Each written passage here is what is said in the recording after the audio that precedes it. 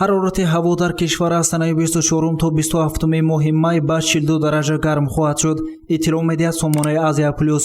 Абдувалӣ Ҳомидов, сардори маркази обу ҳавосанҷии вилояти Суғ, дар суҳбати телефонӣ афзуд ки санаи 27 май ҳарорати ҳаво дар вилояти Хатлон то ба 42 дараҷа гарм мешавад. Дар вилояти Суғ бошад санаи 27 май 39 дараҷа гармӣ пешгӯӣ мешавад. Одатан ҳар сол меъёри гармии ҳаво то ба 42 дараҷа муайян мешуд.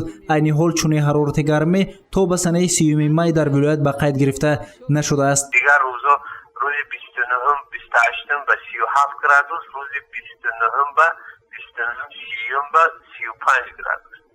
аз маркази обу ҳавосанҷии вилояти Суғ маълумот доданд ки санаи 26 май соати 17 дар доманакӯҳҳо ва ноҳияҳои кӯҳӣ борони кӯтоҳмуддат дар назар аст. дар дигар минтақаҳои кишвар борон ба қайд гирифта нашудааст. то 30 дар водиҳои вилоят боронгарӣ нест, фақат ин ҳаст каму беш дар доманакӯҳҳои вилоят боронгирӣ ва дар ноҳияҳои кӯҳӣ боронгирӣ аст. то оғози мо то санаи 30 май прогноз дорем. фақат дар водиҳо гуфта содемтон ки дар водиҳо фақат дода содиан санаи 26 пагоҳ соатҳои 17 бегоҳ 0,2 миллиметр боришҳо дода содиан дар водиҳои вилоят. ин ҳамин вақт ҳарорати ҳаво 37 градус ва ҳарорати рӯзони ҳаво 37 градус, ҳарорати шабони ҳаво 22 градус. миқдори гармии ҳаво танҳо санаи 26 ва 27 май 39 дараҷа гарм хоҳад шуд. ба ғайр аз санаҳои 26-27 май то санаи 7 июни соли равон ҳарорати ҳаво 33-37 дараҷа гарм хоҳад шуд. ин акс аз маркази обу ҳавосанҷии вилоят дастрас гардидааст. санаи 28 май шабона ҳарорати баланди ҳаво 24 дараҷа гармӣ пешгӯӣ шудааст. санаҳои 27, 29, 30 май бошад то 20 дараҷа гармӣ пешгӯӣ шудааст. Абдувалӣ Ҳомидов, сардори маркази обу ҳавосанҷии вилояти Суғ, афзуд ки ҳоло дар вилоят гармӣ аз меъёр зиёд ба қайд гирифта нашудааст. танҳо дар шаҳри Хуҷанд санаи 28 май шамол пешгӯӣ мешавад. меъёр нашудааст. меъёр 42 градус аст, 41 градус аст. меъёри моҳони моҳи май, охири даҳи моҳи май 41-42 градус аст. меъёр нашудааст. фақат рӯзи 28 дода содиям ки рӯзи 28 ва 29 дода содиям ки шамол 13 то 16 метр мевазад.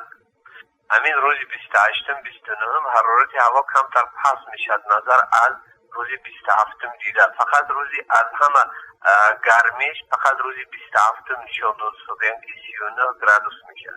сабабҳои нодуруст ва гуногун пешгӯӣ шудани обу ҳаворо дар сомонаҳои иҷтимоӣ Абдувалӣ Ҳомидов, сардори маркази обу ҳавосанҷии вилоят, аз ҷиҳати касбӣ шарҳ дод.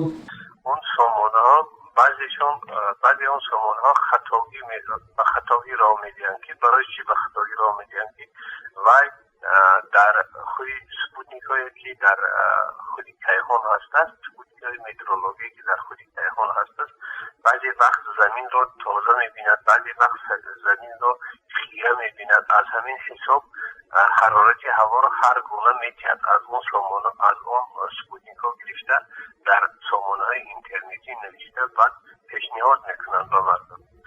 ки аз мо дар ҳар як минтақаи вилоят, дар вилоят мо 14 стансияи метеорологӣ дорем ки аз 14 стансияи метеорологӣ дар ҳар сари 3 соат мо як бор маълумотро ҷамъоварӣ карда, ин маълумотро ҳар сари 3 соат пас мо як бор ба Москва ва Швейтсария роӣ мекунем. вақте ки ба Москва ва Швейтсария ки роӣ кардем, аз рӯи ин маълумоти мо дар худи сомонаҳои интернети, сомонаҳое ки мо истифода мебарем, аз рӯи ҳамо маълумотмон мо прогноз тайёр мекунам. пешгӯӣ тайёр карда пешниҳод мекунанд, аз рӯи ҳамо пешгӯиҳо мо пешгӯӣ мекунем. мутахассисони маркази обу ҳавосанҷии вилоят иброз доштанд ки аз сабаби серборӣ шудани баҳори имсола ҳарорати ҳаво дар рӯзҳои менбаъда паст хоҳад шуд.